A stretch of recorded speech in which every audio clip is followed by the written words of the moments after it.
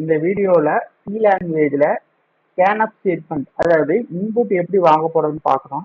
First create new project கொடுக்குறேன், console application கொடுக்குறேன், C select பண்ணுறேன். நான் சி ++ பார்க்க போறது கிடையாது, சி தான் பார்க்க போறோம்.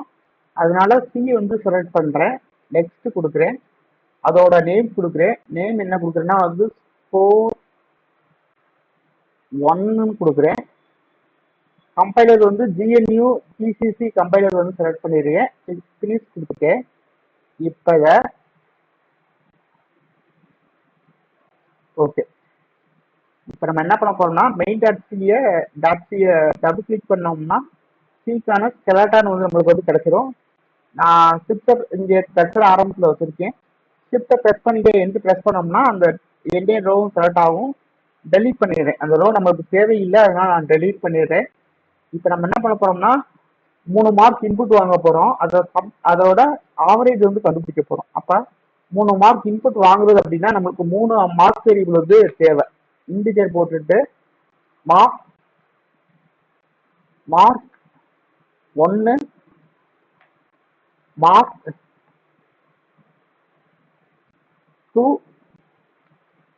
மார்க் 3 மார்க் 3 மூணையும் சம் பண்றதுக்கு சம்னு ஒரு வேரியபிள், ஆவரேஜ் கண்டுபிடிக்கிறதுக்கு ஆவரேஜ். 3 எல்லாமே வந்து 5 வேரியபிள்னு பார்த்தோம்னா இன்டிஜரா தான் வந்து மென்ஷன் பண்ணியிருக்கோம்.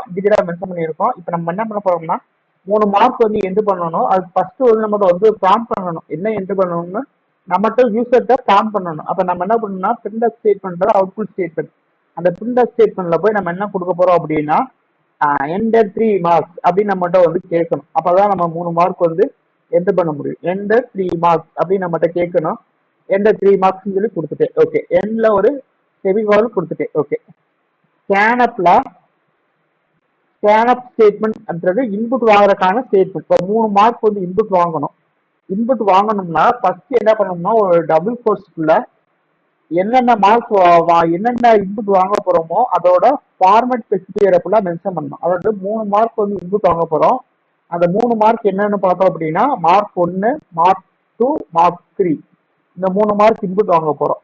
ஃபர்ஸ்ட் வந்து அந்த என்ன மார்க் இன்புட் வாங்க போறோம், என்ன இன்புட் வாங்க போறோமோ அதோட ஃபார்மேட் ஸ்பெசிஃபையரை வந்து மென்ஷன் பண்ணணும். இங்க மூணு வேரியமே வந்து இன்டிஜர் தான். இன்டிஜருக்குரிய ஃபார்மேட் ஸ்பெசிஃபையர் பார்த்தோம்னா %D.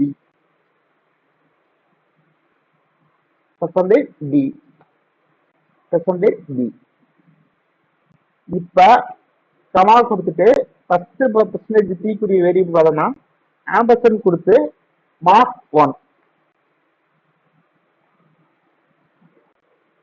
ஆம்பர்சன் எதுக்கு கொடுக்குறோம்னா மார்க் 1ன்றது வேரியபிளோட நேம். ஆம்பர்சன் மார்க்கணும்னா அட்டஸ் ஆஃப் ஆபரேட்டர்னு சொல்லுவாங்க. அதாவது மார்க் 1 அப்படின்ற வேரியபிளோட அட்டஸ்ல போய் நம்ம கொடுக்குற இன்புட் வந்து ஸ்டோர் பண்ணணும். அதுக்காக நம்ம ஆம்பர்சன் சிம்பிள் வந்து கொடுக்கணும். கீழே மட்டும் இப்படி ஒரு ரூல் இருக்கு, ஆம்பர்சன் அப்படின்றது அட்ரஸ் ஆஃப் ஆபரேட்டர். அதே மாதிரி ஆம்பர்சன் கொடுத்து மார்க் 3.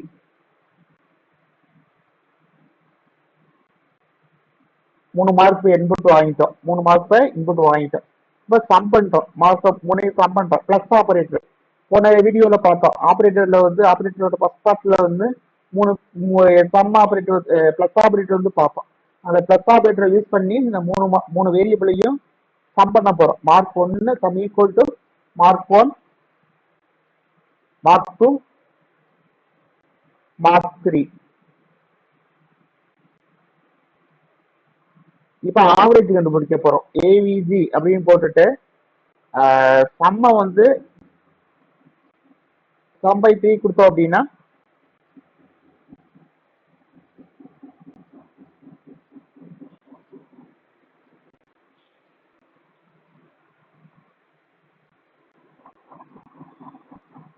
ஆவரேஜ் சம்ம வந்து 3 டிவைட் பண்ணா ஆவரேஜ் கிடைச்சிடும்.